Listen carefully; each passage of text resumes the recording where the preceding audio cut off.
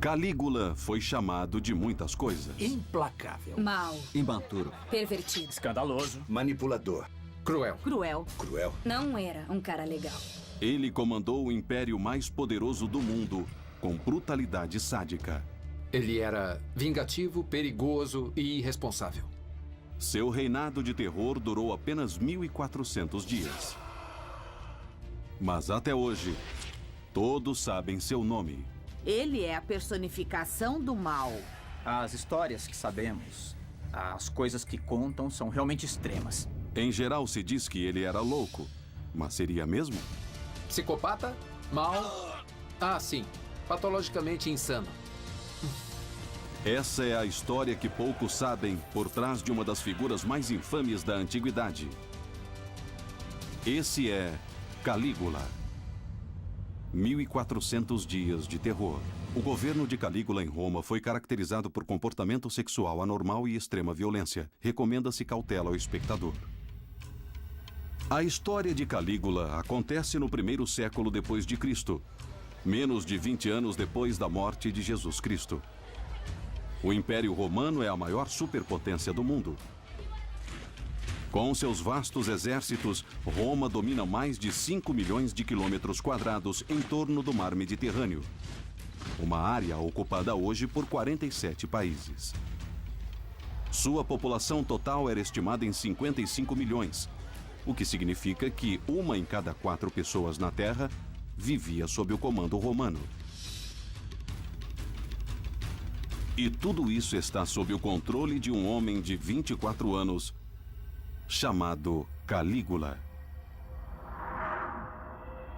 Apesar de ter comandado há mais de 2.000 anos, ainda hoje Calígula é lembrado como um louco. Ele foi o primeiro imperador megalomaníaco. Você ouve histórias do cavalo, histórias de sexo com a irmã, e essas histórias permaneceram. Sabemos delas hoje, ainda falamos delas 2.000 anos depois.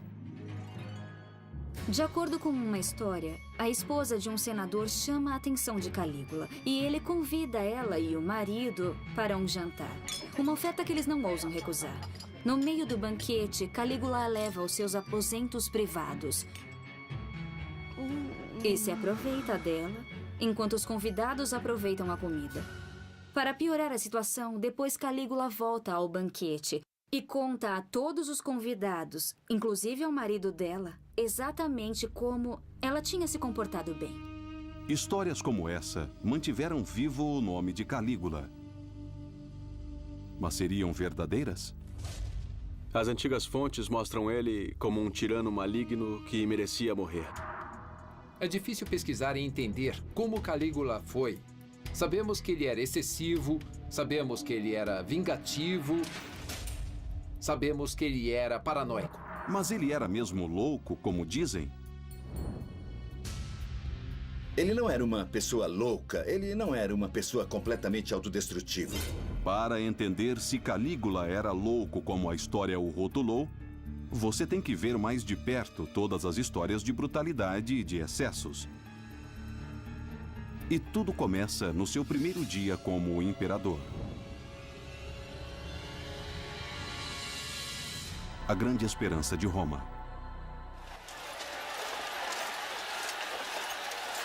O governo de Calígula começa com uma procissão triunfante pela Via Ápia, a rua mais famosa de Roma. Grandes multidões o festejam e jogam flores em seu caminho. Para o povo, esse rosto jovem de 24 anos representa uma nova esperança.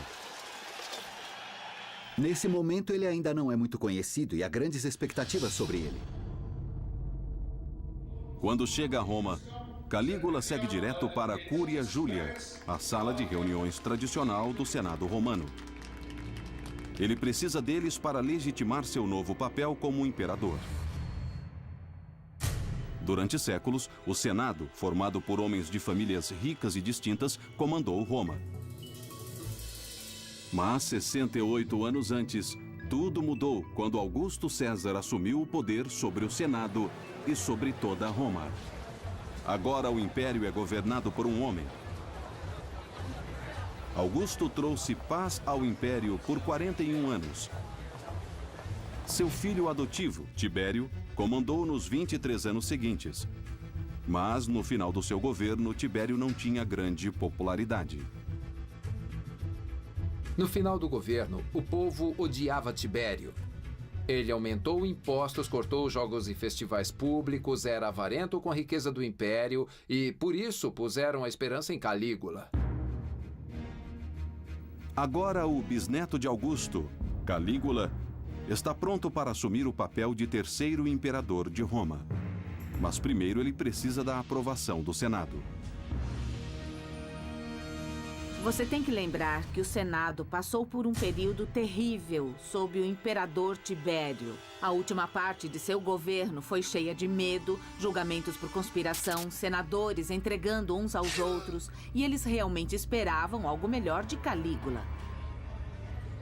No que diz respeito aos senadores e ao povo de Roma, Calígula tem o pedigree perfeito. Sua mãe era neta do popular Augusto, e seu pai, Germânicos, foi um dos maiores e mais honrados generais de Roma. Quando criança, Calígula viveu em destacamentos distantes como esse, entre soldados duros, mas como filho do comandante, sabia bem dos seus privilégios. Os pais de Calígula constantemente lembravam o jovem de sua herança nobre e as grandes expectativas que tinham sobre ele. Desde o início, a mãe o criou para coisas grandes.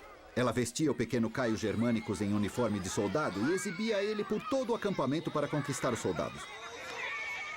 Deu certo. Eles o amavam. Chamavam ele de Calígula, Pequenas Botas. Apesar dele odiar o nome, pegou. Fronteira da Síria. Calígula tinha só 7 anos e vivia na Síria, onde seu pai Germânicos estava numa missão.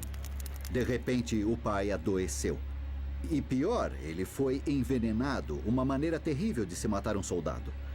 Dizem que foram ordens do próprio imperador. O imperador na época era Tibério, tio-avô de Calígula. Ele temia a popularidade crescente de Germânicos entre seus soldados e o povo. Então ordenou que seu melhor general fosse envenenado. Calígula vê seu pai morrer pelo crime de ser muito popular. É uma lição sobre a dureza do poder imperial que ele nunca esquecerá.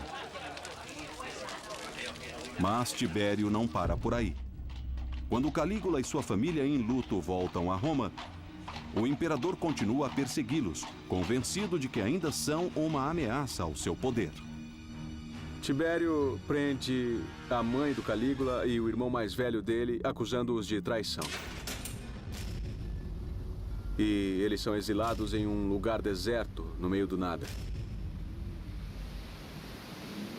A mãe dele passa fome até a morte. E o irmão mais velho comete suicídio. Tibério joga o outro irmão de Calígula numa cela abaixo do palácio. Lá, o jovem morre de fome, mas não antes de tentar comer o próprio colchão. A morte de seus pais e irmãos terá profunda influência no jovem Calígula. Se todas as pessoas mais próximas de você desaparecerem de repente, isso pode tornar você uma pessoa bem desagradável. Não é surpreendente que ele termine meio doido. Mas Tibério poupa o jovem, pelo menos por enquanto. Ele só sobreviveu porque era jovem demais para ser uma ameaça. Quando Calígula faz 17 anos, recebe uma convocação do imperador. Ele deve ir ao magnífico palácio de Tibério na ilha de Capri, próxima da costa de Nápoles. O treinamento de um imperador. Em Capri, o imperador montou um novo tribunal imperial, onde pode fazer tudo o que quer, longe de olhos curiosos. As pessoas pensaram que quando Tibério chamou ele à corte em Capri, este seria o fim do ainda jovem Calígula. É muito difícil entender o que Calígula estava pensando quando chegou aqui na propriedade de Tibério, em Capri. Provavelmente era uma combinação de apreensão e entusiasmo. Apreensão por causa do que já tinha acontecido com a família dele e o que podia acontecer com ele. E entusiasmo porque ele estava chegando aqui na real sede do poder imperial romano de Tibério. Quando Calígula chega ao palácio, para surpresa de todos, Tibério o recebe e o põe debaixo da sua asa. Tibério estava envelhecendo e precisava encontrar um sucessor. A única opção era o filho de Germânicos, Caio Júlio César, conhecido como Calígula. Vai ser a primeira impressão de Calígula sobre o que é ser imperador. Mas o mundo em que Calígula entra em Capri é diferente de tudo que ele ou qualquer um já viu. Era um antro de despotismo e devassidão. A maior parte da propriedade era decorada com imagens pornográficas nas paredes. Seria o equivalente ao Kama Sutra na Roma Antiga. Tibério recebia jovens homens e mulheres que corriam pelos jardins do palácio, todos quase sem roupas, tendo relações sexuais. E ele sentava lá e assistia. Em sua enorme piscina interna, Tibério nada nu com seus jovens convidados, chamando-os afetuosamente de seus peixinhos. Calígula é encorajado a se unir a eles e aceita, porque, em geral, a punição por irritar o imperador é a morte. Tibério gosta de jogar suas vítimas do despenhadeiro próximo de seu palácio, 300 metros mar abaixo.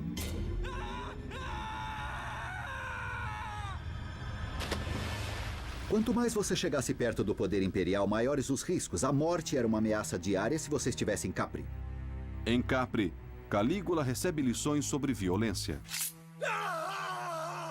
prazer e os efeitos intoxicantes do poder absoluto. Nós sabemos das orgias, essa é a parte que todo mundo lembra. Mas o importante a lembrar é que ele era praticamente um prisioneiro, era mantido lá contra a vontade dele. Ele sabia sobreviver sob vigilância, mas enquanto era observado, também observava. Calígula sabe que se sobreviver à vida em Capri, vai herdar o império de seu tio-avô. Calígula passou 6 anos vivendo aqui em Capri com Tibério. Isso teve um impacto profundo sobre ele. O ensinou não só a ter poder absoluto, mas também o ensinou a se divertir. Calígula finge curtir tudo e espera secretamente sua chance de tomar o trono. Calígula toma o poder. Calígula sabe que o caminho mais seguro para o poder é assegurar a lealdade da guarda pretoriana, os homens contratados para proteger o imperador. A guarda pretoriana é a força de proteção pessoal do imperador. Ela vai onde ele vai. Mas não são guardas do palácio, são soldados bem treinados e bem armados. Podemos pensar neles como um cruzamento entre fuzileiros e o serviço secreto. Calígula faz amizade com o capitão dos pretorianos, um homem chamado Macro, e promete a ele poder e influência em troca de seu apoio quando chegar o momento. Calígula esperava definitivamente sua oportunidade para suceder Tibério. Ele era um jovem muito ambicioso e via isso como seu destino.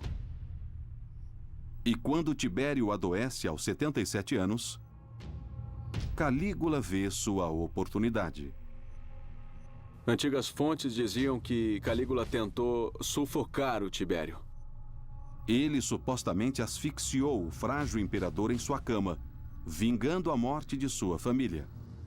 E Macro, supostamente encarregado de proteger o imperador, finge que não vê. Calígula foi o primeiro imperador romano a subornar a guarda pretoriana para conseguir seu cargo, e não foi o último. Ele deu exemplo a todos os imperadores romanos subsequentes.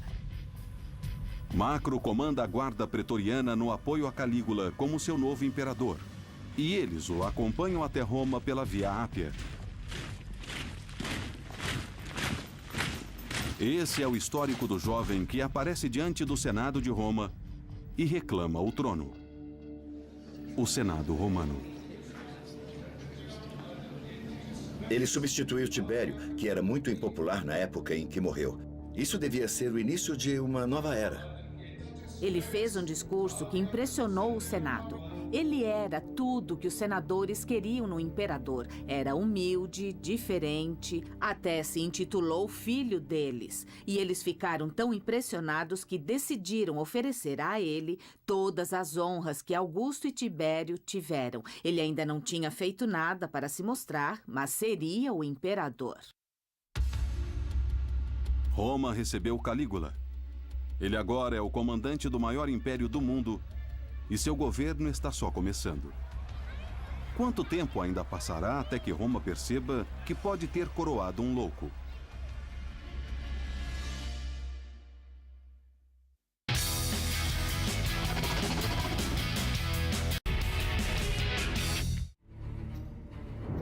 Hoje, Calígula é lembrado como um dos mais aterrorizantes e mais insanos imperadores da antiga Roma.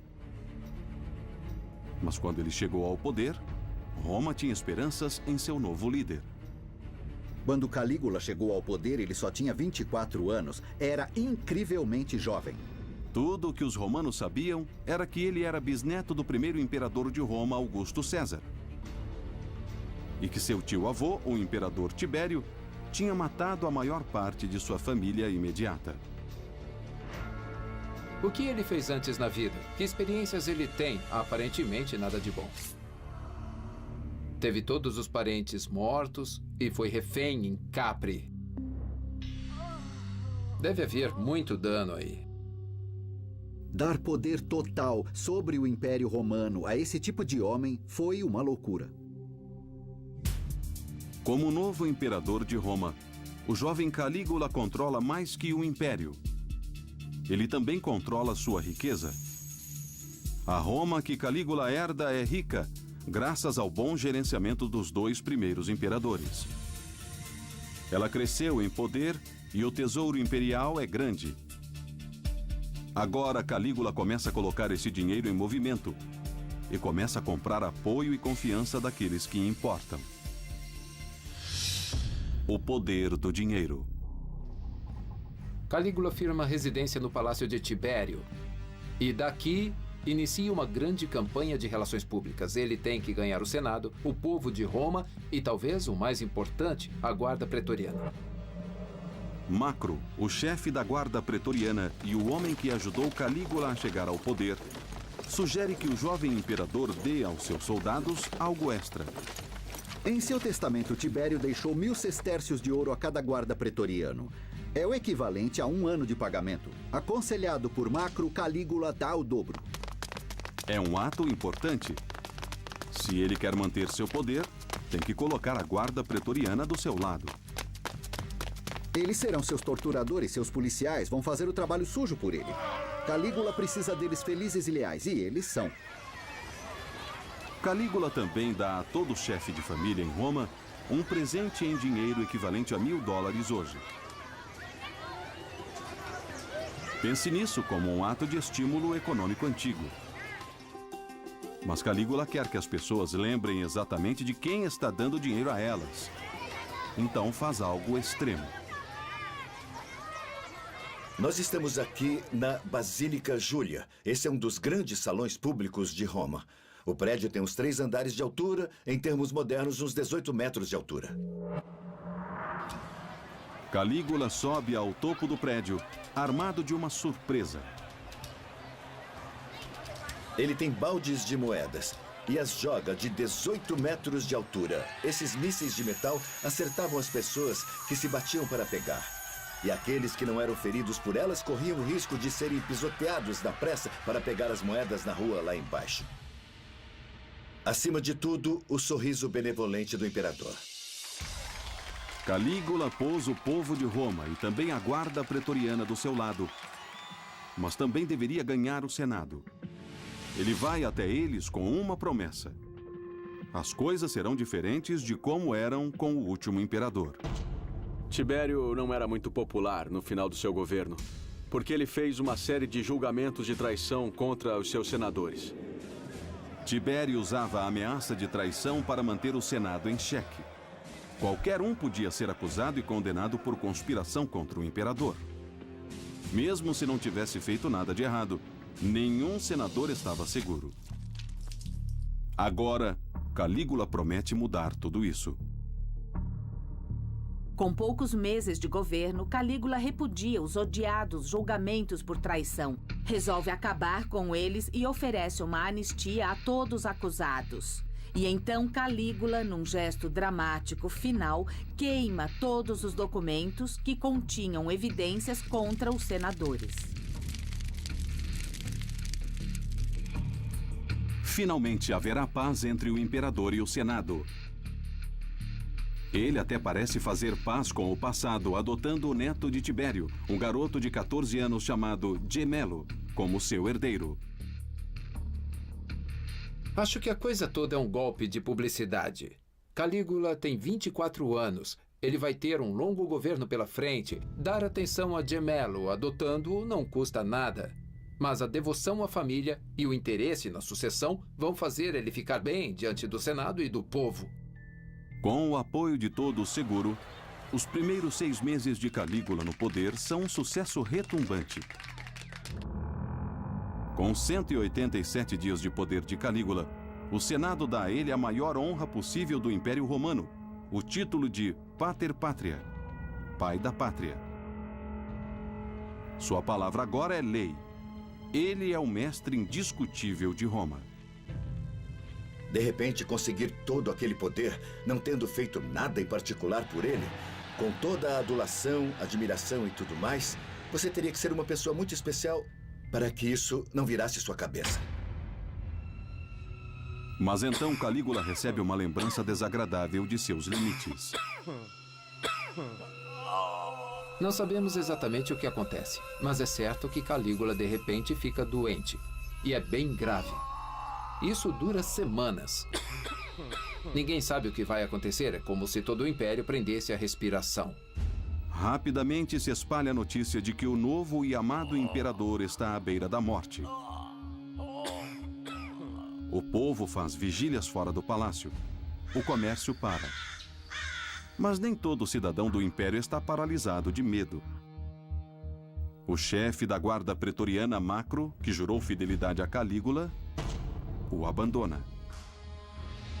Macro fez o mesmo de antes, quando Tibério estava doente. Ele se prepara para o pior. Ele passa muito tempo com Gemelo, o herdeiro adotivo de Calígula. Ele o encoraja a fazer aparições públicas para dar segurança ao povo e começa a preparar o jovem para o trono. Mas Calígula surpreende a todos. Ele tem uma recuperação total. E quando enxerga toda a situação, não fica nada satisfeito com o que vê. Não mexa com Calígula. Gemelo estava no poder e parecia muito confortável naquela posição. Calígula percebe que com Gemelo por perto, ele sempre será substituível. Calígula ordena a captura do rapaz e a prisão. Mas não é só isso. Calígula envia seus guardas pretorianos à cela de Gemelo. Já que é proibido aos soldados derramarem sangue imperial, ele dá ordens estritas para que Gemelo tire a própria vida. E Gemelo nem sabe como usar uma espada. Então tem que pedir ajuda aos soldados. Eles mostram como usar a espada para uma morte com o mínimo de dor possível. Gemelo demonstra aprender rápido e tira a própria vida. Calígula ordena a morte de seu primo de 14 anos. É a virada em seu governo. O momento em que começa o terror, porque ele não para aí. Calígula realmente se sente traído por Macro, o homem que o ajudou a se tornar imperador, mas ele não pode simplesmente matar o chefe da guarda pretoriana. Foi aí que fez algo brilhante. Ele o promoveu e o nomeou prefeito do Egito. Calígula aponta novos comandantes para a guarda pretoriana e depois entra em ação. Antes de Macro sair do Egito, Calígula o prende por traição. Lhe apresentam uma espada e ordenam que faça coisa mais honrosa. Macro também é forçado a cometer suicídio. Assim, Calígula faz outra vítima. E haverá muitas mais. Quando Calígula adoeceu, Um certo nobre declarou publicamente que daria sua própria vida pela recuperação do imperador. Quando Calígula se recupera, ele encontra o nobre e o obriga a cumprir o que tinha prometido. O arrasta pelas ruas e o joga no Tibre, onde ele se afoga. Isso revela a verdadeira natureza de Calígula. Se as pessoas fizessem declarações como essa, ele cobrava que cumprissem, e foi assim que fez. Brutalidade como essa não era novidade em Roma. Era assim que as pessoas se mantinham no poder. Mas o reino de terror de Calígula está só começando, porque ele vai mostrar ter um apetite pelo poder como nenhum outro homem na história. Agora ele tem as rédeas do Império, pode fazer o que quiser, então pode ser desumano, pode ser irresponsável. Vou me divertir, vou fazer tudo o que eu quiser fazer. Ele vai também revelar um apetite para o sexo como ferramenta para infligir prazer e dor. Quando se fala nos excessos sexuais de um imperador, se pensa em Calígula.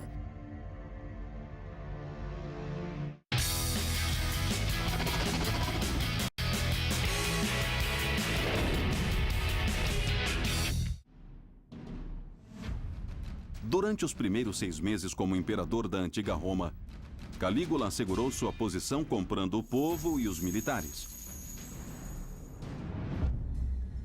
Mas seu reino de terror começou quando ele matou seu primo de 14 anos, seu sucessor legítimo. Agora que conseguiu poder absoluto sobre o maior império da Terra, ele faz o que provavelmente qualquer um de 25 anos faria em seu lugar. Se diverte.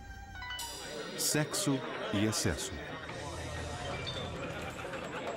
Com 1 ano de poder, a vida é boa para Calígula. Ele oferece refeições exóticas vindas de todo o império e dá festas extravagantes no palácio. Romanos de alta classe ofereciam banquetes como maneira de mostrar riqueza e prestígio. Mas Calígula leva isso a um outro nível. Seus convidados provam iguarias exóticas como língua de flamingo, calcanhares de camelo e avestruz assado. Um desses banquetes custou 10 milhões de sestércios. Essa era a verba anual de 3 províncias romanas somadas. Esse cara tinha um apetite pelo prazer. Ele era viciado em tudo. Em bebida, na atitude com a comida. Ele até adaptou um veneno para aumentar o seu estômago para poder comer ainda mais. Ele não era nada controlado. Também era muito difícil alguém com seu histórico, que cresceu no ambiente onde ele cresceu, não ser um glutão e não chegar à atividade sexual extrema. Toda Roma fala sobre as festas exóticas e eróticas de Calígula e de sua relação anormal com sua irmã mais nova, Drusila. Uma das primeiras palavras que me vem à mente quando eu penso em Calígula é incesto. É um segredo aberto. Toda Roma cochicha que Calígula dorme com a irmã mais nova, Drusila. Em banquetes, ele dá a ela a posição de honra, a enche de atenções, dá comida na boca e até a acaricia. Tudo na frente do marido dela. A irmã de Calígula, Drusila, é casada com um dos amigos mais próximos de Calígula, um homem chamado Lépido. Mas dizem que isso era só uma maneira de mantê-la por perto. Romanos gostavam de falar de sexo, gostavam muito de falar sobre escândalos sexuais. Lépido não tinha por que reclamar do acordo. Como o cunhado de Calígula, ele é o próximo na linha para o trono. Mas a relação de Calígula com sua irmã pode ter sido mais do que apenas sexual? É possível que ele tivesse em mente uma ideia de desenvolver uma linhagem puramente real como a de Ptolomeu no Egito. Era isso que os faraós faziam.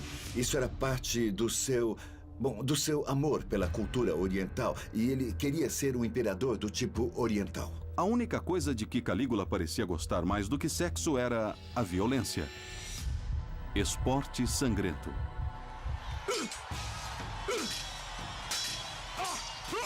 Calígula era grande fã de esportes sangrentos, principalmente lutas de gladiadores. E quanto mais sangrento o esporte, melhor. Arenas ficavam cheias de torcedores que gritavam, reagiam, torciam. E Calígula estava lá, gritando com eles. O combate entre gladiadores faz parte da cultura de Roma há mais de 200 anos. Geralmente, os gladiadores são ex-soldados inimigos, capturados em batalha, que são treinados para lutar uns com os outros para o divertimento das massas.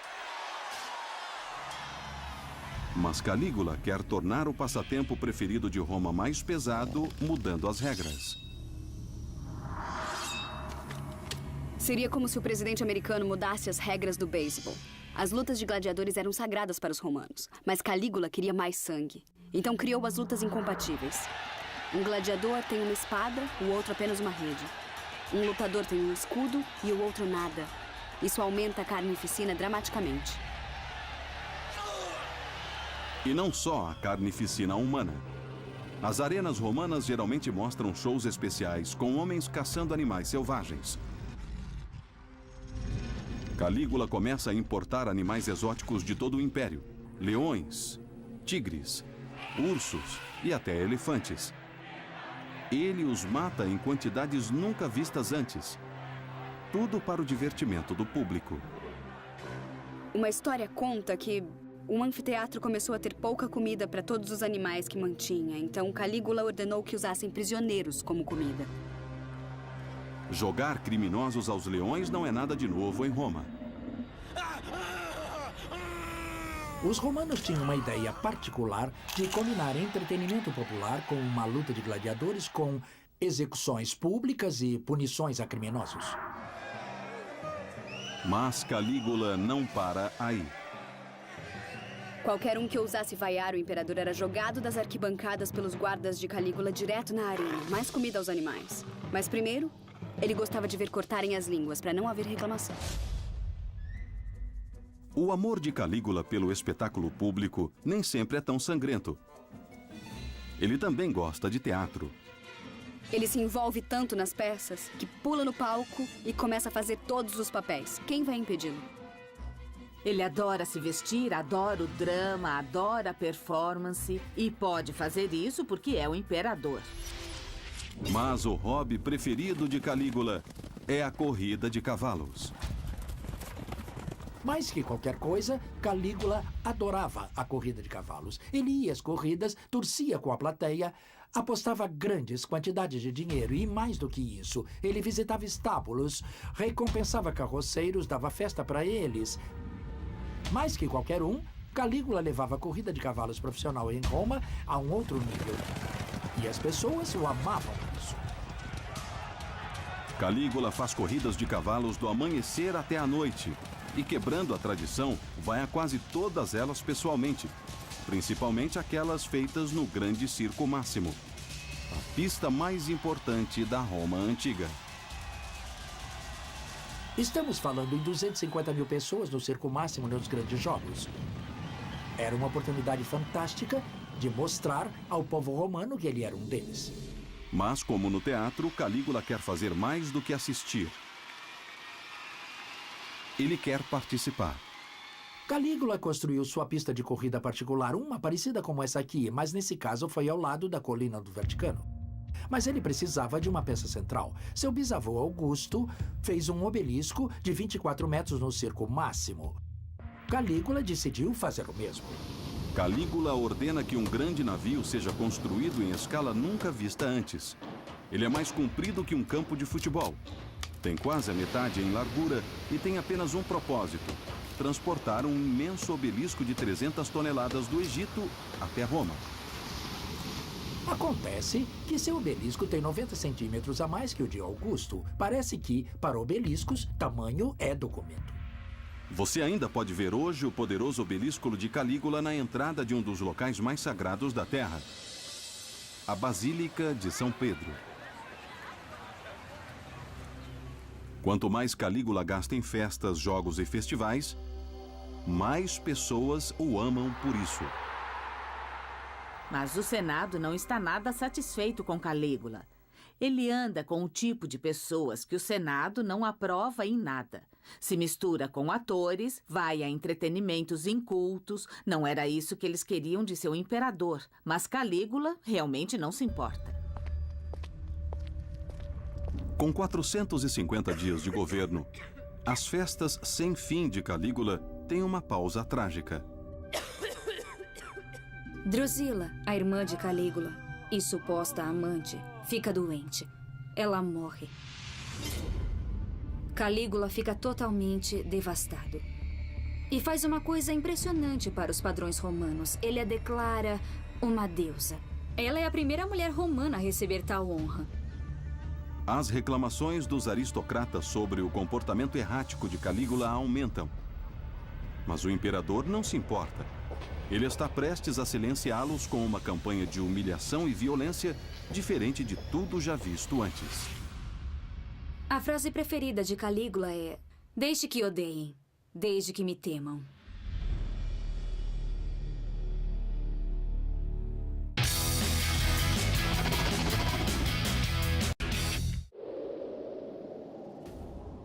Como chefe absoluto do vasto Império Romano, Calígula passou seu primeiro ano e meio de poder festejando, fazendo jogos e banquetes elaborados, mas também aterrorizando os senadores de Roma com sua matança e sangue frio de qualquer um que o desagradasse, até mesmo seu primo de 14 anos. Mas as reclamações do Senado não serão ouvidas. Para eles, o terror está só começando. Calígula contra o Senado.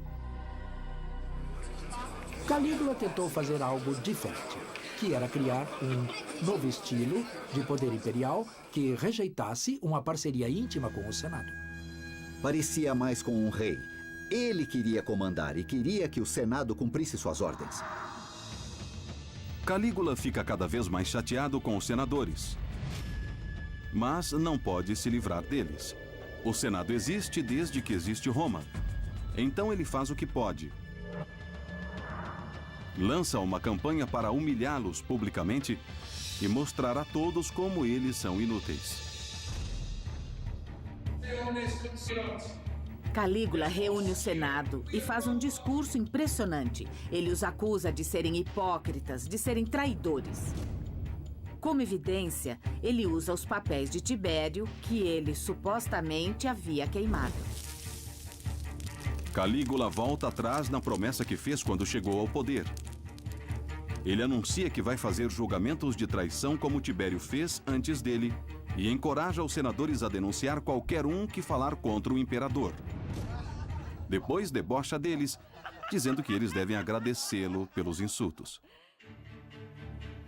Como o Senado vai responder a essa humilhação abjeta? Eles se encontram no dia seguinte e fazem exatamente o que Calígula disse que fariam. Eles o honram, eles o louvam, mas não tinham escolha. O que mais podiam fazer? Calígula expôs a realidade dessa relação. O Senado podia se achar no controle, certamente tinha prestígio social, mas não tinha poder político real no final das contas. Calígula começa a humilhar aristocratas orgulhosos de Roma em todas as oportunidades. Num banquete imperial, quando vários senadores tentam se aproximar de Calígula e falar com ele sobre políticas sérias, ele simplesmente tem um ataque de riso. E eles dizem: "Qual é a graça?" E ele diz: "Eu só estava pensando que com um simples gesto, mando cortar o pescoço de todos vocês." Esse cara tem um senso de humor negro. Ele sabe que tem poder absoluto sobre a vida e a morte. E sabe que seus senadores sabem disso. E acha divertido. Calígula tinha senso de humor, pelo menos sob seu ponto de vista. Ele era muitíssimo divertido. Para si mesmo. Eu acho que o senso de humor dele era muito baseado no desconforto de outras pessoas. Uma coisa que ele fazia e que lhe dava muito prazer era acabar com todos os privilégios de assentos em apresentações públicas. Ele se divertia muito vendo os senadores se empurrando para ter um bom lugar para sentar. E os que não conseguiam bons lugares eram forçados a sentar com os escravos ou com as classes mais baixas. Ele sabia que seria um desastre, sabia qual seria o efeito e deixava acontecer. Ele adorava isso. Ele estava exagerando com as classes mais tradicionais da cidade de Roma. Quando os escravos o carregam numa liteira erguida sobre as ruas de Roma, Calígula faz os senadores caminharem ao lado enquanto discutem questões de Estado. Imaginem se os senadores de hoje fossem forçados a andar ao lado do carro oficial da presidência. Calígula gosta de fazer os senadores se vestirem em túnicas curtas, como escravos, para servi-lo em suas refeições. Para esses aristocratas de herança nobre romana, isso era extremamente humilhante. Às vezes dá para entender esse senso de humor quando Calígula os obriga a coisas humilhantes. Nós também, às vezes, conhecemos gente orgulhosa e pensamos em como seria poder fazer isso com eles. Calígula podia. É essa campanha de humilhação que explica a história famosa mais bizarra sobre ele. Ele queria nomear seu cavalo cônsul, o presidente tradicional do Senado. Calígula tem um cavalo de corrida puro sangue premiado chamado Intitatus. E ele amava esse cavalo. Todos os tipos de honra foram feitos ao seu cavalo. Inclusive, recebeu o mesmo peitoral que teve o cavalo de Alexandre o Grande. Conta a história que em um de seus famosos banquetes, Calígula convidou seu cavalo Intitatus, fez ele ficar à mesa num lugar de honra e deu comida, água, tudo em tigelas de ouro. Quando um dos membros do Senado perguntou por que fazia aquilo, ele respondeu: "Estou pensando em torná-lo cônsul." Muitos historiadores antigos viram isso como prova de que o imperador Calígula estava louco. Mas é bem mais provável que fosse só uma piada elaborada justamente para insultar seus convidados.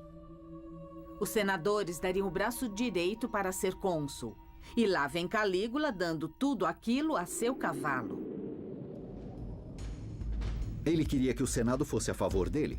Humilhando-os, ele mostrava sua irritação com uma classe que não fazia o que ele queria que fizesse. Os senadores não estão só humilhados, estão paralisados. Eles deviam levar esse comportamento bizarro a sério? Uma palavra errada e podiam ser mortos. Uma vez tarde da noite, Calígula convoca alguns dos senadores mais velhos até seu palácio. Eles acham que é uma consulta sobre o crescimento da insatisfação das tribos germânicas ao longo do rio Reno. Ao invés disso, ele aparece fantasiado e faz uma dancinha para eles. No final, exige o aplauso deles. Ele sabia que seria muito divertido ao populacho. Seria engraçado para todo mundo, menos claro para os senadores. Historiadores antigos, também aristocratas, usaram essas histórias para provar o quanto Calígula estava louco. Muitas coisas que as fontes contam que ele fez e que nos parecem muito infantis e bobas e que talvez fossem evidências de um tipo de loucura, na verdade eram pensadas para humilhar os senadores. Sua campanha de humilhação parece funcionar. Os senadores se apoiavam em sua dignidade, sua honra, só que ele estava tirando tudo isso deles. Senadores começam a se curvar ao falar com ele, uma tradição seguida mais no Egito e no Oriente que em Roma. Ele se torna a versão romana de um faraó divino, mas precisa ter filhos para estabelecer uma verdadeira dinastia familiar. Nasce um herdeiro.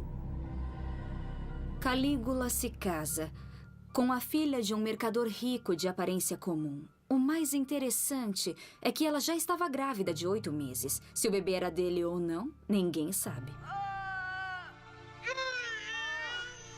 Então ela dá à luz uma menina. Isso terá enormes implicações para a sucessão. Mas o mais assustador nisso tudo é que Calígula chama a menina de Drusila, como sua querida irmã falecida. O marido de Drusila, Lépido, era o próximo na linha de sucessão ao trono. Agora ele e as 2 irmãs de Calígula que restaram perderam a chance. Com o Senado humilhado a ponto de se romper, as condições são propensas a uma conspiração. Havia muitas outras pessoas na nobreza de Roma que também podiam reclamar o trono, e essas pessoas eram perigosas. Calígula ainda está apenas na metade de seu governo. O terror apenas começou. Ele vai criar espetáculos selvagens de devassidão, liderará seus exércitos até as fronteiras do mundo e começará um derramamento de sangue em Roma, matando pessoas às dezenas. O que falta para levar Roma até o seu limite? o que Calígula faz realmente passa dos limites e ele acaba sendo rejeitado.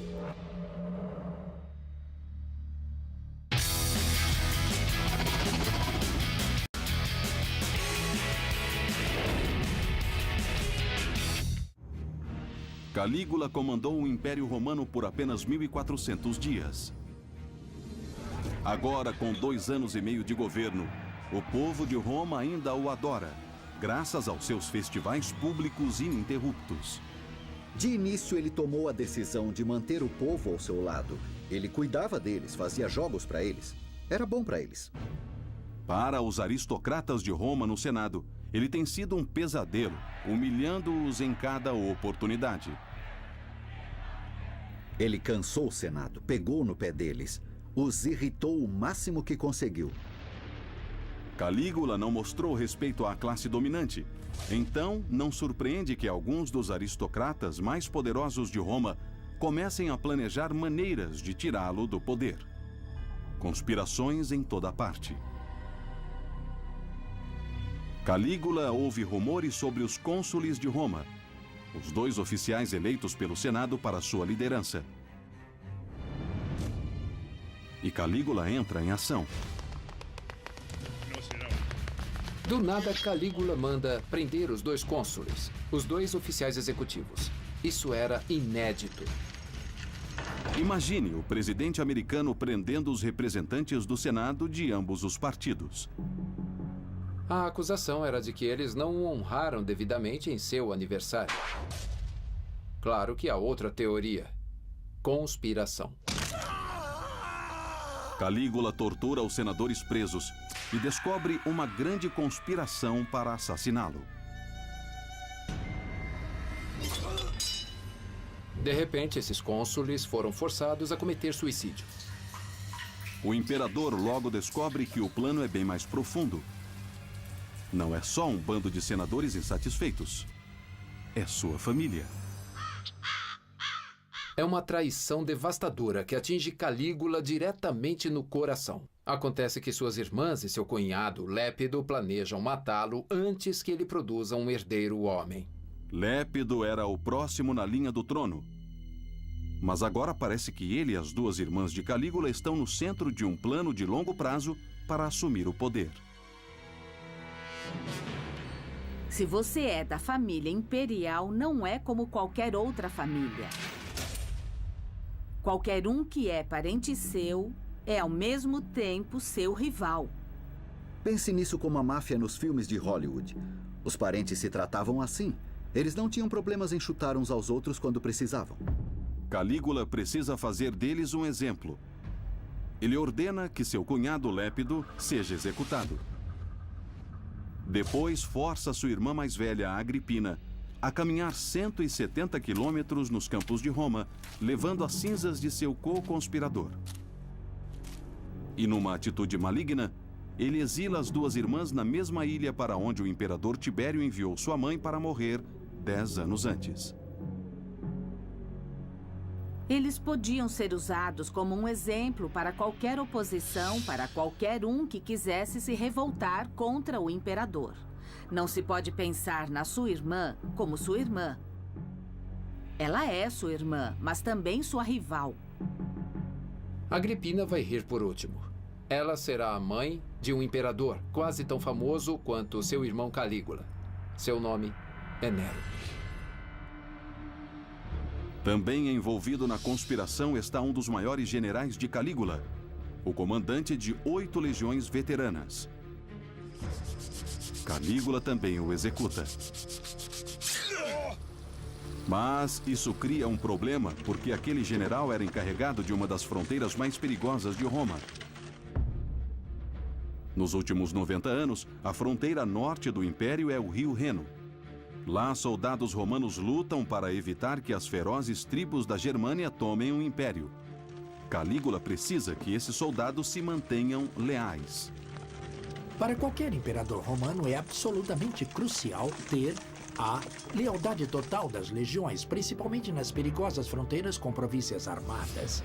Ele também precisa delas se quiser realizar seu sonho real de expandir o Império e glorificar seu nome. Calígula segue para o norte. Comandante Calígula. É sempre importante para um novo imperador romano fazer alguma coisa de sucesso militarmente, porque assim ele ganha a lealdade do exército, que, vamos admitir, é como você mantém seu poder no final. No que diz respeito a Calígula, sendo o filho de Germânicos, ele tinha de se mostrar um comandante eficiente em campo. Calígula sabe que a melhor maneira de cimentar sua autoridade em Roma é pela conquista militar. Os romanos respeitam seus generais acima de qualquer coisa. Ele precisa de uma campanha militar. O Império já ocupa todo o Mediterrâneo, mas Calígula quer mais. Há um lugar que não vê um exército romano desde que Júlio César tentou invadir uns 90 anos antes. E, de acordo com os espiões de Calígula, estava pronto para a invasão agora. A Britânia. O que ele queria fazer era não só superar seus parentes, mas também superar Júlio César, que era o avô de todos. Calígula nomeia um novo general, mais confiável, para fazer a defesa de Roma ao longo do Reno e cobrir seu flanco. E depois ele lidera 4 legiões veteranas em direção ao oeste até a glória. Finalmente, Calígula e suas tropas chegam às margens do Canal da Mancha. E lá, se podemos confiar nas fontes antigas, algo de muito bizarro acontece. De acordo com o historiador antigo Suetônio, o imperador Calígula reúne suas legiões aqui, na praia, em formação de batalha, com armas de cerco e tudo mais, e ordena que eles marchem contra o mar. De acordo com a história, Calígula determinou a conquista do próprio oceano. E não só isso. Quando isso não dá certo, ele ordena que os homens coletem conchas e pedras dentro de seus capacetes e túnicas. O que deu na cabeça dele? Aqueles eram veteranos de guerra. Claramente ele estava louco. Durante séculos, muitos usaram esse episódio para provar que Calígula estava louco. Por que ele ordenaria que as tropas recolhessem conchas na praia? Poderia haver algo além disso? A resposta pode estar no que aconteceu quando os romanos conseguiram cruzar o canal 3 anos depois.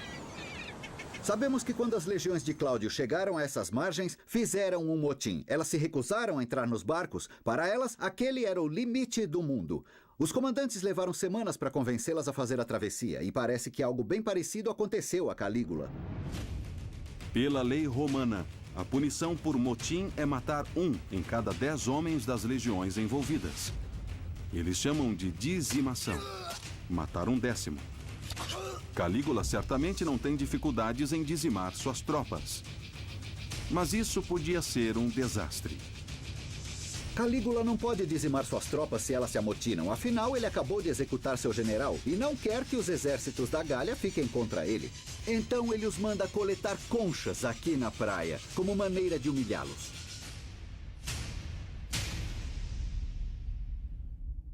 Mandar, sabe, aqueles soldados romanos duros e frios catarem conchas da praia era uma grande humilhação para um homem. Para os romanos era pior.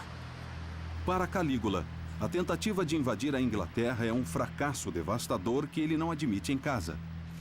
Ao invés disso, ele envia mensagens ao Senado sobre suas manobras militares de sucesso à beira do Mar do Norte.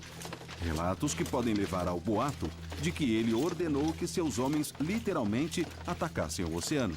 Calígula estava voltando a Roma depois da sua aventura no norte. Ele achava que fez bastante no norte. Fortaleceu as defesas do Reno, preparou o caminho para a invasão romana em larga escala na Britânia, venceu o Canal da Mancha. Por isso, merecia um triunfo romano. Mas o Senado não estava afim de fazer isso. O triunfo é uma tradição honrosa romana. Generais romanos que voltam de uma grande vitória militar fazem uma parada com suas tropas pelo centro de Roma, ovacionados pelo povo. Era uma das mais altas honras que alguém podia ter no mundo antigo. Mas triunfos devem ser feitos pelo Senado. E eles não querem fazer um para Calígula. Ao invés disso, simplesmente enviam mensagens apressando seu retorno para que decisões sejam tomadas. Aí ele começou a se irritar. Sua resposta era: eu vou sim, mas quando chegar, vou levar isso. E tocava a espada ao seu lado. Calígula estava decidido. Apesar de não ter conquistado a Britânia, ele finalmente ia conquistar o Senado romano.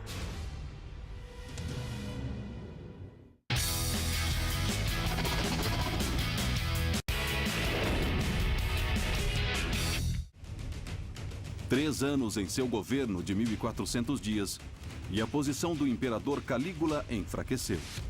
Ele teve que deter brutalmente uma conspiração liderada por suas próprias irmãs.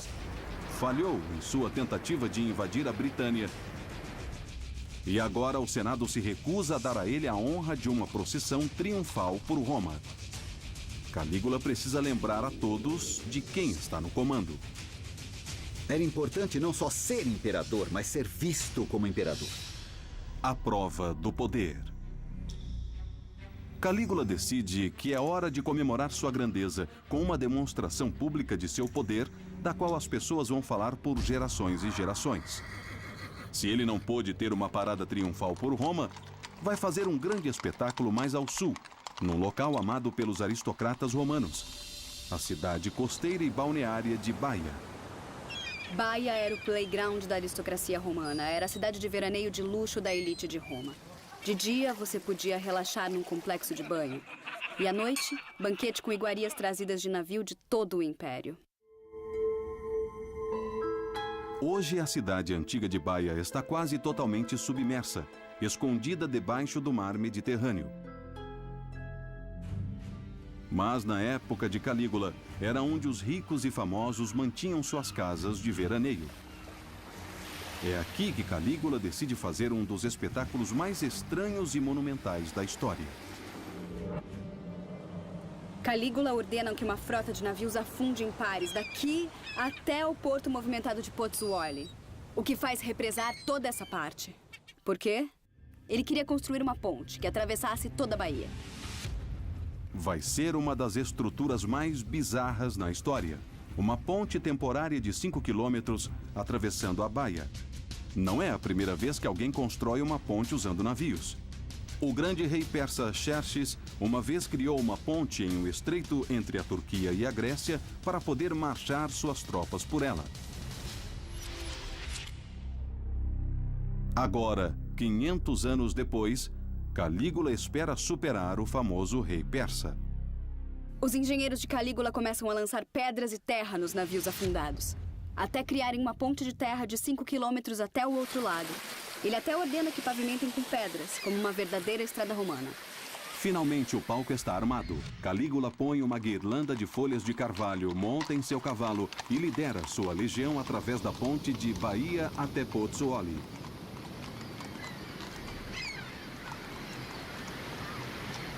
Não foi tanto uma parada, mas uma peça de teatro espetacular. Atrás dele, centenas de soldados vestidos para a batalha. E eles levaram o dia inteiro para fazer a travessia. Naquela festa, Calígula e suas tropas fizeram uma festa em Pozzuoli. Debochadamente, eles se intitularam prisioneiros dos bordéis do porto e beberam até tarde da noite.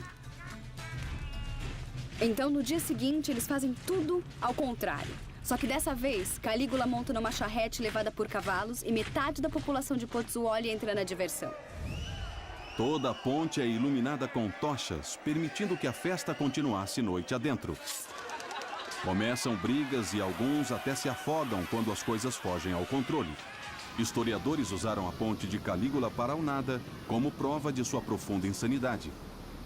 Mas ela teria propósitos mais estratégicos? Imagina que você é um desses aristocratas romanos assistindo de sua casa a festa que acontecia na Baía. Você ficaria aterrorizado. Calígula desencadeou profundo caos. Ele essencialmente dizia: não preciso dos seus triunfos, não preciso das suas honras, eu sou o grande Calígula. Ele acreditava de verdade que as pessoas o admirariam por isso, e muita gente admirou. Ele era muito popular em certos setores da comunidade. Em parte era a vontade de festejar, de se divertir, mas eu acredito que há uma dimensão política nisso, sabe? Como um imperador, você quer ser cada vez maior, mais e mais distante, mais parecido com um deus. Os imperadores romanos geralmente criavam grandes monumentos para exibir seu poder. Os aquedutos de Roma e os arcos monumentais, até templos como o Panteão, foram fundados e construídos por homens que esperavam ganhar os corações e as mentes do povo. Mas os projetos de Calígula não são grandes obras públicas. Eles parecem ser só testamentos ao seu próprio ego. Quando vemos seus projetos de construção, é interessante quando são focados nele próprio. Talvez o maior exemplo disso seja o que ele fez no Lago Nemi, apenas 32 quilômetros ao sul de Roma. Prazeres flutuantes. Esse lago aqui e também a floresta que o rodeia são um lugar especial para o imperador Calígula, porque na antiguidade ele era considerado o lar sagrado da deusa Diana, que é a deusa da floresta e também da lua. Era aqui que Calígula costumava vir para fugir do estresse e do caos da cidade de Roma, e é aqui que ele decide construir uma coisa diferente de tudo que já foi construído antes e diferente de tudo que foi repetido depois. Foi uma descoberta só feita nos anos 30, quando arqueólogos trabalhando para Mussolini drenaram o lago. Eles descobriram 2 enormes navios, maiores que tudo que os historiadores pensavam que os romanos fossem capazes de construir na época. Os 2 tinham o comprimento de um campo de futebol e 23 metros de largura. Quando leram as inscrições no navio, eram impressionantes. Com verba, poder e ego ilimitados, parece que Calígula decidiu construir os maiores navios do mundo. Como você pode ver aqui, o Lago Nemi é bem pequeno. Ele tem menos de 1,5 km de diâmetro. Agora, tenta imaginar, nesse espaço relativamente pequeno, uma barcaça, equivalente a um campo de futebol em comprimento. Agora imagina 2 dessas barcaças flutuando nesse lago. Na margem, arqueólogos reconstroem com dificuldade os impressionantes navios. Mas apesar de terem sobrevivido por quase 2.000 anos no fundo do lago, eles não puderam sobreviver à Segunda Guerra Mundial. Os navios foram destruídos num bombardeio aéreo. Mas o prédio que os guardou está de pé ainda hoje, como um testamento à sua enormidade. Os navios faziam o lago parecer pequeno e impressionaram qualquer convidado que tivesse a sorte de ser chamado a bordo. Calígula constrói esses enormes palácios de prazer flutuantes em padrões de luxo que jamais foram vistos antes. Os navios são construídos para fazer cruzeiros regados a vinho a lugar nenhum. Os pisos eram cobertos de mosaicos vindos de todo o Império Romano. Cada um dos tijolos de terracota do teto era coberto de bronze. O mais impressionante de tudo isso, eu acho que é o fato de todo o navio ter um sistema de canos para água quente e também para água fria. Na verdade, a água quente podia correr por baixo de alguns dos pisos de mármore para que cada um dos salões pudesse ser aquecido e confortável para os convidados que chegavam aos navios de Calígula. O templo, ricamente decorado e navio do prazer, servia como uma lembrança viva do poder e da riqueza de Calígula. Estava sempre ansioso para mostrar que havia uma grande diferença entre um imperador e um senador. Ele diz: eu sou mais rico e mais poderoso que o de mais alta classe no mundo romano. Ele também envia uma outra mensagem, que é: esses navios foram construídos imitando o estilo dos navios antigos que levaram faraós pelo Rio Nilo. E completa: eu vou governar não como os 2 imperadores anteriores. Eu vou governar Roma com o poder absoluto de um faraó. Sua mensagem era clara, porque quando os navios foram descobertos, eles ainda tinham suas decorações valiosas em bronze e mármore. Parece que foram intencionalmente afundados intactos depois da morte de Calígula, provavelmente sob ordens do Senado. Eles não queriam lembranças dele. Muitos acreditam que os navios de Nemi, como os navios da Ponte de Baia, são projetos de vaidade, maneiras que Calígula teve de provar que não havia nenhum igual a ele. Ele estava pronto para se tornar um faraó divino. E como os que estavam à sua volta descobriram, questioná-lo era morrer. Para que fosse o governante indiscutível de Roma, ele tinha que pisar em muita gente. Ele tinha que pisar em muitos corpos.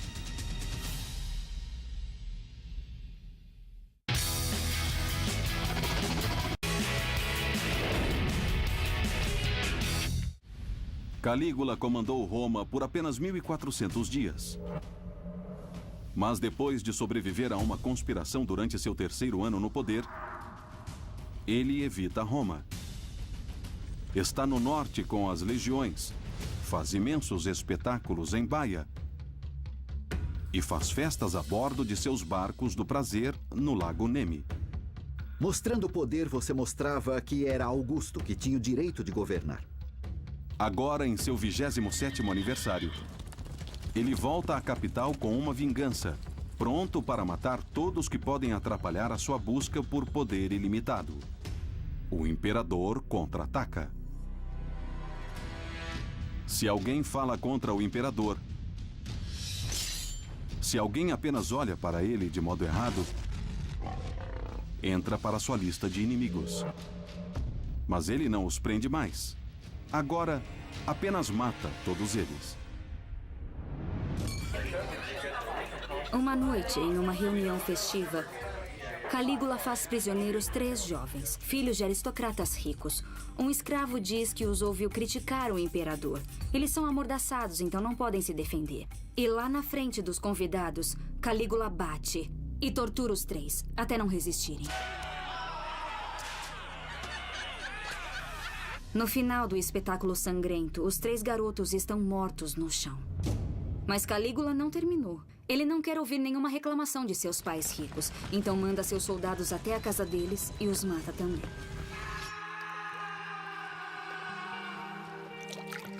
A sede de sangue era uma maneira de chocar, assustar e horrorizar, e esperava que servisse como aviso. Sabemos que não serviu porque havia conspiração atrás de conspiração. Calígula mandou chicotear até a morte os acusados de traição. Ele os tortura com aço e fogo. Mas esse nível de crueldade é incomum em Roma? Sua reputação, bom, certamente é de crueldade, mas a quem ele é comparável? Os últimos 10 anos de seu antecessor Tibério também não foram muito divertidos. A diferença de Calígula é que ele parece se divertir. Ele gostava de matar as pessoas aos poucos, para que soubessem que estavam sendo mortas. Mas não é só o prazer com o sangue que o impulsiona. As mortes têm um outro motivo: dinheiro. Calígula confisca a propriedade de todo senador condenado por traição. Em certo ponto, um servo diz a ele que o senador que tinha sido executado não tinha dinheiro algum. A resposta de Calígula? Que pena. Ele morreu à toa, então. Um historiador da antiguidade diz que, para levantar fundos para sua vida extravagante, Calígula transforma seu palácio num bordel, forçando as esposas e os filhos jovens dos senadores a se prostituírem a quem viesse.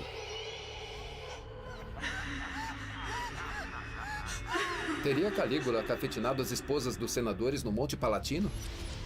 Isso acabou saindo totalmente do controle. Era a maneira como as fontes na época que não gostavam dele escolheram exagerar e mostrar de modo ruim tudo que ele fazia.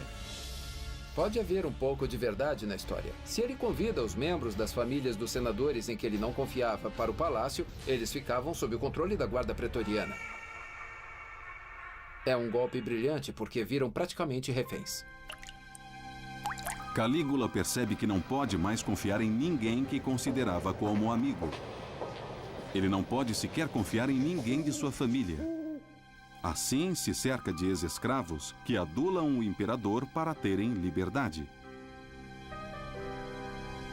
O círculo íntimo de Calígula agora era composto de seus servos. São homens livres, pessoas que juraram lealdade e tudo mais a ele.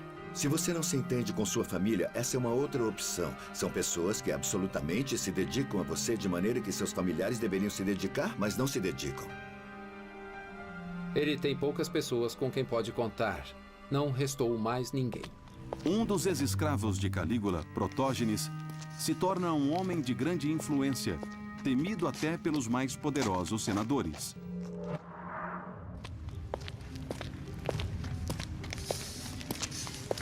Calígula tem um secretário, cujo trabalho é monitorar os senadores para ver se não há conspirações contra ele.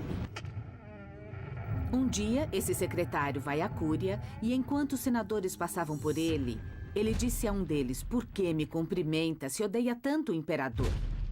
Era só isso que os outros senadores precisavam ouvir. Eles começaram a agredi-lo com canetas e começaram a cortar a pele dele. Mas aí piora. Correm atrás dele e começam a estripá-lo.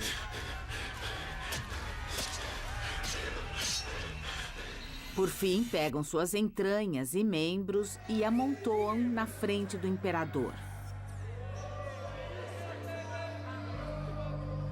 Porque sabiam que para demonstrar sua lealdade a Calígula, eles tinham que entregar aquele homem. Calígula governa Roma há apenas 1.300 dias.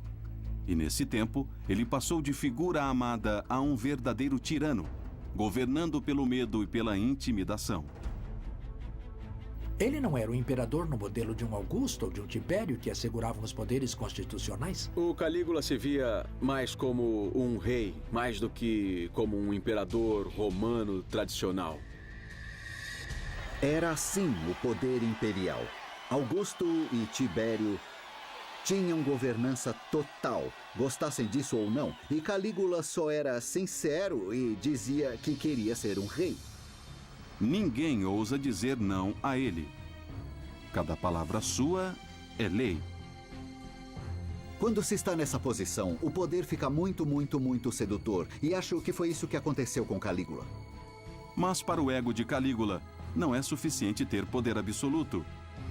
Ele agora quer ser adorado como um deus vivo.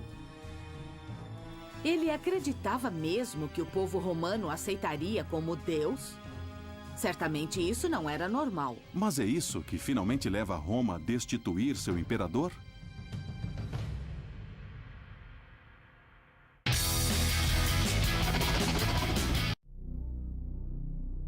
(1.300 dias de seu reinado de terror) e o ego do imperador de 27 anos está na lua. Ele usou seu poder para viver seus prazeres pessoais e assassinar qualquer senador que desaprovasse seu comportamento.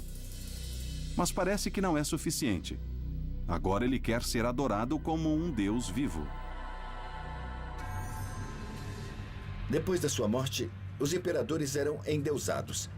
Calígula, no entanto, deu um passo adiante, colocando ênfase na sua divindade enquanto estava vivo. Poderes divinos. Nós temos que lembrar que num momento impressionante da vida de Calígula, ele foi para a Síria com seu pai, Germânicos, e eles foram adorados como deuses. Acho que isso influenciou e ficou nele até sua vida adulta. Como sempre, o desejo de Calígula de ser adorado começa mais como uma piada. Calígula era uma pessoa que amava a arte da pantomima. E nessas performances, você geralmente personifica mitos, a mitologia grega, e interpreta o papel de um deus. Parece que de tempos em tempos ele se vestia como deus Júpiter ou Apolo, ou punha até uma peruca e se passava por Vênus, a deusa do amor. De acordo com uma história, ele exigiu que os senadores subissem ao palco e se curvassem diante dele para reverenciá-lo, e eles obedeceram. Mas Calígula quer ser adorado de verdade. Então pensa um plano engenhoso: conectar seu palácio a um templo próximo. Atrás de mim estão as 3 colunas do templo de Castor e Pollux, que era um dos templos mais antigos e mais sagrados de Roma. Atrás deles está o Monte Palatino, onde era o palácio do imperador. E ele fez do templo sua varanda, tanto que tinha um balcão que se estendia até o palácio. Calígula gostava de sentar entre as 2 estátuas imensas de Castor e Pollux, para que quando alguém se curvasse aos deuses, estaria se curvando a ele também. Ser adorado como Deus era completamente ultrajante. Pensamos nisso como um traje e isso ofendia os romanos também. De outro ponto de vista, se apresentar como um deus era uma boa política, porque aumentava o respeito pela figura do imperador. É verdade que Calígula foi a primeira pessoa a fazer isso. Mas também vale dizer que depois, no Império dos séculos 3 e 4, isso se tornou lugar comum. Calígula só estava muito à frente de seu tempo. Calígula passa cada vez mais tempo no local maior e mais sagrado de Roma, o Templo de Júpiter, dedicado ao rei dos deuses. Em certo ponto, ele está diante da estátua do próprio Júpiter e pergunta ao amigo que está com ele, Apelles, o famoso ator, qual de nós é mais poderoso? O que você responderia? Se disser que Júpiter é mais poderoso, está insultando o imperador. Se disser que o imperador é mais poderoso, está insultando o rei dos deuses. É uma situação perdida. Apelles hesita. E pela hesitação, Calígula dá uma surra nele. Calígula quer que todo mundo saiba de seu poder e toma uma atitude ainda mais ultrajante. Ele se declara um deus vivo. Calígula teve um templo especial, construído para sua própria divindade, e dentro havia uma estátua dele em ouro que, a cada dia, era vestida com as roupas que ele estivesse usando. Havia sacerdotes especiais e sacrifícios requintados feitos a ele. Calígula finalmente conseguiu seu objetivo de ser adorado como um deus, como os grandes faraós do Egito. Essa era uma ideia oriental. No Oriente, monarcas ficavam felizes em serem adorados enquanto vivos, e Calígula trouxe isso para Roma. Mas mesmo nas províncias romanas no Oriente, a ideia de adorar Calígula como deus não era nada popular. Na tentativa do imperador Calígula de criar um culto imperial divino em torno de si, ele faz algo realmente extremo. Ele tenta erguer uma estátua colossal de si mesmo no local mais sagrado para o povo judeu, o Templo de Jerusalém. Bom, se isso desse certo, teria repercussões catastróficas, talvez suicídios em massa para evitar que acontecesse. Por sorte, o governador local romano conseguiu impedir que a estátua fosse erguida. A resposta ao novo culto de Calígula não foi animadora. Aqui em Roma, certamente não era normal que alguém se declarasse Deus ainda em vida. O que explica a próxima bomba de Calígula: o grande insulto. Ele anuncia ao Senado que está deixando Roma e se mudando para Alexandria, no Egito. A Alexandria era um dos centros culturais mais importantes no mundo antigo nessa época da história. A Alexandria certamente era um lugar onde seu estilo de liderança autocrática seria mais aceitável. Mas estaria Calígula querendo levar a capital do Império Romano para fora de Roma? Pelas leis de Augusto, os senadores não podiam pôr os pés nas províncias do Egito. Em outras palavras, o que Calígula dizia era que criaria uma capital onde nenhum senador podia pisar e ele poderia governar como quisesse. E isso foi aterrorizante para a classe dominante. Esse foi o maior tapa na cara da sociedade romana em geral, principalmente para a aristocracia. É dezembro de 40 depois de Cristo. Calígula se organiza para passar a corte imperial para o Egito. Ele não sabe, mas nunca verá suas fronteiras. Na verdade, ele tem menos de 30 dias de vida. Calígula tinha que ser morto. Era agora ou nunca. E os riscos eram imensos.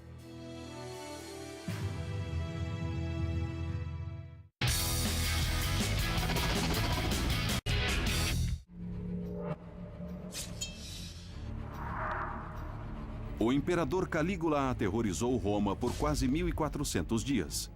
Ele forçou todos a adorá-lo como um deus vivo. Agora, anuncia seus planos de mudar a capital do Império Romano para o Egito. Lá, eles sabem como adorar seus governantes como reis divinos. A ideia de Calígula mudar a capital para Alexandria acho que não foi só uma mera ameaça, isso foi usado como um golpe real contra o Senado. Há outro motivo para a partida. A última campanha de Calígula de violência contra o Senado fez dele um alvo. Para Calígula, Roma tinha se tornado um lugar perigoso. Com inimigos por trás de cada porta, era hora de sair de Roma. Se ele passa a corte imperial para Alexandria, todos em Roma vão perder. Os aristocratas, a guarda pretoriana e até o povo. É a gota d'água. Calígula deve morrer. Um alto aristocrata é acusado de conspirar contra Calígula. A testemunha é a bela atriz Quintilia, sua amante. Calígula manda a guarda pretoriana torturar, surrar e chicoteá-la. Ela não diz nada. Comovido com sua lealdade e com seu rosto agora desfigurado, Calígula a deixa livre. Mas, de acordo com a história, ao sair, Quintilia pisa no pé de um dos soldados pretorianos. É um sinal de que ela não revelou nada. Acontece que há uma conspiração e a guarda pretoriana é parte dela. A guarda pretoriana fica cada vez mais irritada com seu benfeitor Calígula. Se ele mudar a sede do governo para Alexandria, eles perdem seu poder e sua influência. Um homem em particular se torna o foco da conspiração, Cássio Quereia. Quereia é o chefe da guarda pretoriana, o que o põe na posição perfeita para uma emboscada ao imperador. Mas por que ele se envolveria numa conspiração? Os antigos historiadores dizem que Cássio Quereia geralmente era alvo de brincadeiras cruéis de Calígula. O imperador ria de sua voz efeminada e questionava sua sexualidade em público. Mas os motivos de Quereia provavelmente foram mais complexos que isso, e ele certamente não agia sozinho. Senadores poderosos também apoiavam o plano. Seu objetivo não era só matar Calígula, mas restaurar o poder do Senado para que ele pudesse governar Roma como era antes de haver um imperador. Dia 1400. Tudo acontece durante a celebração dos Jogos Palatinos anuais próximos ao Palácio de Calígula. Naquela tarde, o imperador se retira aos seus aposentos para um banho e uma refeição no meio do dia. Para voltar ao palácio, Calígula não faz o mesmo caminho de todos. Ele entra numa série de corredores subterrâneos como este aqui, que passa pelo Monte Palatino, unindo diferentes partes do palácio. E essas passagens subterrâneas são conhecidas como criptopórticos. Os criptopórticos são desertos enquanto o imperador anda com seus guardas. É o lugar perfeito para uma emboscada. Quereia segue o imperador Calígula pelo criptopórtico. Consegue chamar sua atenção e o detém. Ele faz isso perguntando qual é a senha do dia. Habitualmente, Calígula responde com uma obscenidade. É neste momento que Quereia pega sua espada e o ataca. Mas Quereia não age sozinho. Das sombras aparecem muitos conspiradores e eles começam a apunhalar o corpo de Calígula.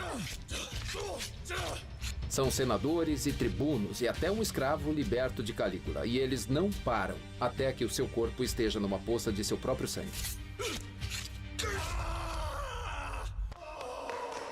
Ita.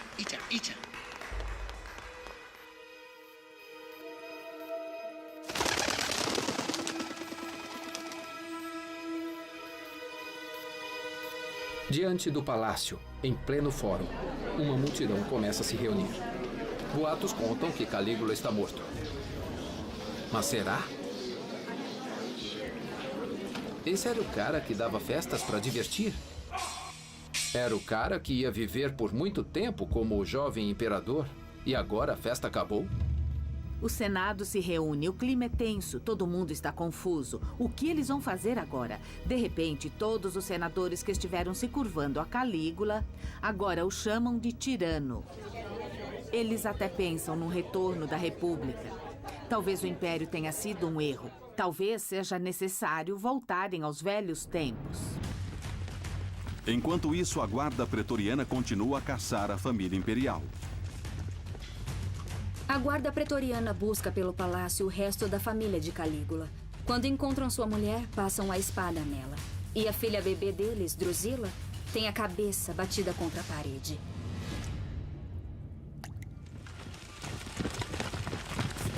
Nenhum descendente de sangue de Calígula pode sobreviver. Quando a guarda pretoriana vai de cômodo em cômodo, ela encontra o tio de Calígula, Cláudio, que estava escondido. Cláudio está convencido de que é o próximo a ser morto, mas não é isso que acontece. Enquanto o Senado pensa no que fazer a seguir, Queréia e a Guarda Pretoriana colocam seu próprio plano em ação. A Guarda Pretoriana leva Cláudio ao acampamento fora dos portões de Roma e o proclama imperador. Esse era seu plano. Eles não querem o retorno da República. Enquanto houver um imperador para proteger e servir, eles terão poder e terão influência. Cláudio, o tio mais velho de Calígula, se torna o próximo imperador de Roma. Cláudio sempre foi mostrado como um homem meio bobo, mas ele foi muito mais inteligente do que se diz. E há razões para se acreditar que Cláudio estava por trás do assassinato. Cláudio certamente se beneficiou com ele. O Senado fica sabendo que a Guarda Pretoriana declarou Cláudio o novo imperador e que foram enganados. O sonho do Senado de retomar o poder sobre Roma agora está morto. Houve uma brecha, houve um pequeno espaço que se fechou muito, muito rápido e nunca mais vai reabrir. Depois da morte de Calígula, o Senado faz de tudo para remover todos os vestígios dele. Eles os declaram damnatio memoriae, uma danação da memória. Inscrições foram apagadas, estátuas foram derrubadas e destruídas, e toda a representação física do imperador foi completamente retirada dos olhos do público. Eles condenam sua memória e condenam sua imagem. Mas é tarde demais. Os 1400 dias de terror de Calígula podem ter acabado. Mas ele redefiniu o papel do imperador. Seu incrível apetite para o prazer e o derramamento de sangue serão imitados por outros imperadores que beberão do poder imperial, e Roma nunca mais será a mesma.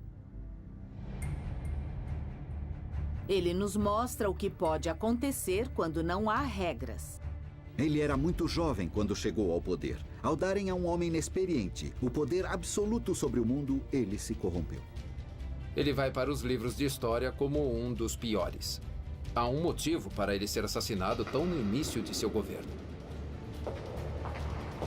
Se foi louco ou simplesmente mau, Calígula continua como um grande exemplo de como o poder absoluto corrompe completamente. Ele se tornou imortal como sempre quis.